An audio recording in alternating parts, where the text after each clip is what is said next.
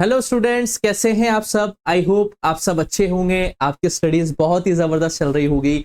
मेरा नाम है इंजमाम खान। स्वागत करता हूं आपका हमारे शानदार यूट्यूब प्लेटफॉर्म जिसका नाम है एफएमआई करियर इंस्टीट्यूट।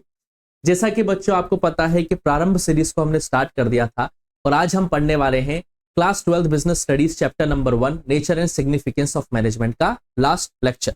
आज के इस लेक्चर में पूरा चैप्टर आपका कंप्लीट हो जाएगा और फिर जो नेक्स्ट लेक्चर में लेके आऊंगा उसमें हम केस स्टडीज के बारे में डिस्कस करेंगे, जिसमें हम इस चैप्टर के कुछ केस स्टडीज लेके आएंगे और जिसके जरिए हम इस पूरे चैप्टर को रिवाइज करने की कोशिश करेंगे। तो जैसा कि आपको पता है बच्चों कि हमने लास्ट प्रीवियस लेक्चर में कोऑर्डिनेशन टॉपिक को पढ़ा था कि आखिर कोऑर्डिनेशन क्या होता है। कोऑर्डिनेशन हमने क्या देखा था बेटा कि कोऑर्डिनेशन एक ऐसी चीज है जो हर एक लेवल पे रिक्वायरमेंट रहती है। मैनेजमेंट के हर एक फंक्शन में कोऑर्डिनेशन की रिक्वायरमेंट रहती है। अगर कोऑर्डिनेशन नहीं होगा तो कोई भी फंक्शन सही तरीके से परफॉर्म नहीं कर पाएगा। एक चीज मैं आपकी नॉलेज मोर डालना चाहूंगा बेटा कि आपको वीडियो से रिलेटेड कोई भी डाउट हो तो आप कमेंट सेक्शन में अपने सवालों को छोड़ सकते हो। डिस्क्रिप्शन बॉक्स में आपको व्हाट्सएप चैनल लिंक मिल जाएगा, वहां पे भी हमसे जुड़ सकते हो। वहां पे आपको नोट्स की पीडीएफ भी प्रोवाइड करवाई जाएगी। क्लियर है बच्चों। और वीडियोस अगर आपको पसंद आ रही है तो वीडियोस को आपको लाइक करना है, दोस्तों के साथ शेयर करना है और चैनल को सब्सक्राइब करना आप ना भूलें। क्लियर है बच्चों। तो फटाफट से हमने देखा था कोऑर्डिनेशन। अब आज हमें क्या पढ़ना है बेटा, नेचर ऑफ कोऑर्डिनेशन। कि आखिर कोऑर्डिनेशन का नेचर क्या होता है, what is the nature of coordination. Coordination की प्रवृत्ति कैसी होती है। तो देखिए, कोऑर्डिनेशन इंटीग्रेट ग्रुप एफर्ट, यानी कि कोऑर्डिनेशन जो अलग अलग ग्रुप्स के लोग एफर्ट डाल रहे हैं उसे इंटीग्रेट करने का काम करता है, यानी कि एक करने का काम करता है। मतलब कोऑर्डिनेशन हमेशा ग्रुप एफर्ट पे फोकस करता है, ना कि एक इंडिविजुअल एफर्ट पे फोकस करता है। जब हर एक इंडिविजुअल अपना काम करेगा और उस काम को एक ग्रुपली टारगेट किया जाएगा या ग्रुप एक्टिविटी को तरह से देखा जाएगा, तब जाके क्या होगा बेटा, कोऑर्डिनेशन सही तरीके से इंप्लीमेंट हो पाएगा। तो कोऑर्डिनेशन क्या होता है बेटा, जो कोऑर्डिनेशन होता है वो ग्रुप एफर्ट्स को इंटीग्रेट करने का काम करता है ताकि मैनेजमेंट के सभी फंक्शन सही तरीके से परफॉर्म कर पाए। क्लियर। दूसरा नेचर क्या है, coordination ensure unity of action. Coordination का जो मेन पर्पस होता है वो ये होता है बेटा कि जितने भी एम्प्लॉयज हैं वो जो काम कर रहे हैं उन सब काम में क्या हो बेटा, एक यूनिटी बनी रहे, एक संगठन बना रहे। क्योंकि अगर उन सभी वर्कर्स के बीच में यूनिटी नहीं होगी तो कोई भी कंपनी या कोई भी ऑर्गेनाइजेशन अपने गोल को अचीव नहीं कर पाएगी। तो कोऑर्डिनेशन एक बाइंडिंग फोर्स की तरह काम करता है। जो कंपनी के अंदर डिफरेंट डिफरेंट डिपार्टमेंट्स होते हैं, उन डिफरेंट डिफरेंट डिपार्टमेंट्स में डिफरेंट डिफरेंट वर्क हो रहे होते हैं, उन सभी वर्क के बीच में यूनिटी लेके आना, एक बाइंडिंग फोर्स की तरह काम करना ताकि कंपनी अपने गोल्स को अचीव कर पाए, वो काम भी किसका होता है बेटा, कोऑर्डिनेशन का ही होता है। Third point is coordination is a continuous process. कैसा प्रोसेस है बेटा, कंटिन्यूअस। यानी कि कोऑर्डिनेशन एक कंटिन्यूअस प्रोसेस है, कभी ना खत्म होने वाला प्रोसेस है। इसकी प्लानिंग में भी रिक्वायरमेंट होती है, ऑर्गेनाइजिंग में भी होती है, स्टाफिंग में भी होती है, डायरेक्टिंग में भी होती है और कंट्रोलिंग में भी होती है। यानी कि कोऑर्डिनेशन एक ऐसा फंक्शन नहीं है जो एक बार इंप्लीमेंट किया और काम खत्म हो गया। ये प्लानिंग से चलता है, स्टार्ट होता है, कंट्रोलिंग तक जाता है, देन वापस प्लानिंग, फिर ऑर्गेनाइजिंग, फिर स्टाफिंग, फिर डायरेक्टिंग और फिर कंट्रोलिंग। एक कंटिन्यूअस फंक्शन है, कभी ना खत्म होने वाला प्रोसीजर होता है बेटा आपका कौन, कोऑर्डिनेशन। क्लियर बेटा। And the fourth one is coordination is an all pervasive function. Pervasive का मतलब क्या होता है, जितने भी लेवल ऑफ मैनेजमेंट होते हैं या जितने भी डिपार्टमेंट्स हैं एक ऑर्गेनाइजेशन के अंदर, चाहे टॉप लेवल हो, मिडिल लेवल हो, लोअर लेवल हो, चाहे परचेज डिपार्टमेंट है, सेल्स डिपार्टमेंट है, रिसर्च एंड डेवलपमेंट डिपार्टमेंट है, मार्केटिंग डिपार्टमेंट है, हर एक डिपार्टमेंट हर एक लेवल के अंदर कोऑर्डिनेशन की रिक्वायरमेंट होती है बेटा। क्योंकि बिना कोऑर्डिनेशन के आप हर एक लेवल ऑफ मैनेजमेंट को सही तरीके से परफॉर्म नहीं करवा पाएंगे। तो कोऑर्डिनेशन की रिक्वायरमेंट बिजनेस ऑर्गेनाइजेशन के हर एक पार्ट के अंदर होती है। परवेसिव फंक्शन एक यूनिवर्सल कॉन्सेप्ट।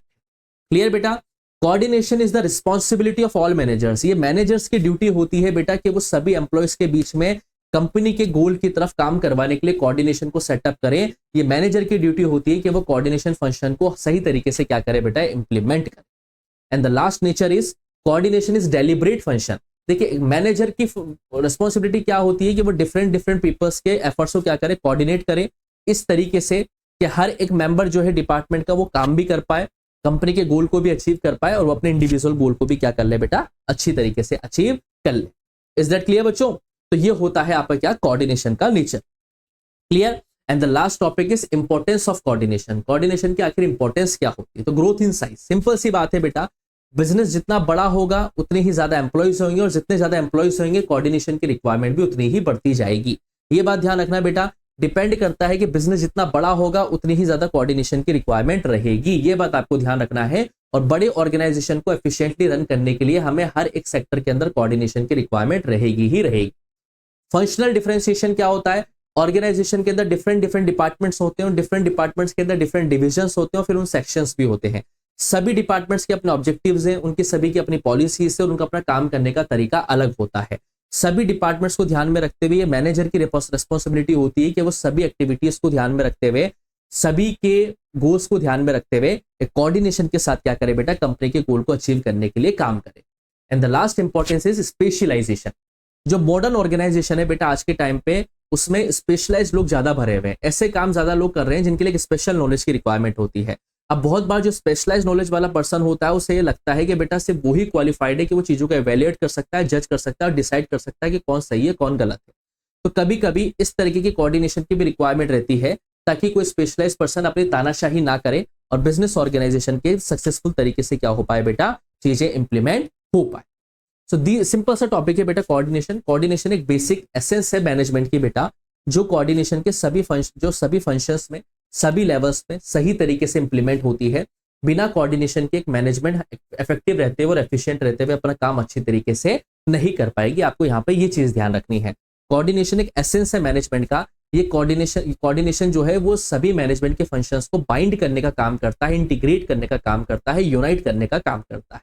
और यहाँ पे हमारा जो ये चैप्टर है बेटा nature and significance of management, वो पूरी तरीके से कंप्लीट होता है। अब जो मैं लेक्चर आपके लिए इसके लिए लेके आऊंगा वो केस स्टडी का लेके आऊंगा, जिसमें हम केस स्टडीज के जरिए इस पूरे चैप्टर को रिवाइज करने की कोशिश करेंगे। मेजरली क्लास 12 के बच्चों को ये दिक्कत रहती है कि उनको केस स्टडीज में कंफ्यूजन रहती है। FMI career institute YouTube channel पे आपको किसी प्रकार की कोई कंफ्यूजन नहीं होगी। हम सभी केस स्टडीज को बिल्कुल ही सिंपल तरीके से पढ़ेंगे और समझने की कोशिश करेंगे। फिर भी अगर आपको कोई डाउट रह जाता है बेटा तो आप कमेंट सेक्शन में अपने सवालों को छोड़ सकते हो। डिस्क्रिप्शन बॉक्स में आपको व्हाट्सएप चैनल का लिंक मिल जाएगा, वहां पे हमसे सवाल पूछ सकते हो। वीडियोस बेटा प्लेलिस्ट में जाके देखो, प्रीवियस लेक्चर्स की वीडियोस पड़ी हुई है बेटा, nature and significance of management के सारे लेक्चर्स की वीडियोस पड़ी हुई है उस पर बेटा प्लेलिस्ट में। सारे लेक्चर्स को अच्छी तरीके से पढ़ो, नोट्स बनाओ। चाहे क्लास 11 के आप स्टूडेंट हो तो वहां पे भी आपको बिजनेस स्टडीज की प्लेलिस्ट देखने को मिल जाएगी। चाहे अकाउंटेंसी पढ़ना हो, चाहे इकोनॉमिक्स पढ़ना हो, चाहे बिजनेस स्टडीज पढ़ना हो, हर एक की प्लेलिस्ट आपको प्रारंभ सीरीज के नाम से जो है प्लेलिस्ट सेक्शन में देखने को मिल जाएगी। सभी चैप्टर्स को पढ़ो, सभी लेक्चर्स के नोट्स बनाओ। कोई डाउट आता है तो कमेंट सेक्शन में अपने सवालों को छोड़ो। वीडियोस अगर आपको पसंद आ रही है बेटा तो वीडियोस को लाइक करना है, दोस्तों के साथ शेयर करना है और चैनल को सब्सक्राइब करना मत भूलना, ताकि आपको वीडियोस के नोटिफिकेशंस टाइम टू टाइम पे मिलते रहे। जल्दी ही मिलूंगा बेटा मैं आपसे इस चैप्टर की केस स्टडीज के साथ। तब तक के लिए आप लोग आराम से पढ़िए, मस्त रहिए। कोई भी डाउट हो तो feel free to ask in comment section. हम जल्दी ही मिलेंगे आपसे नेक्स्ट लेक्चर में। तब तक के लिए आप लोग पढ़ते रहिए, मस्त रहिए। Thank you.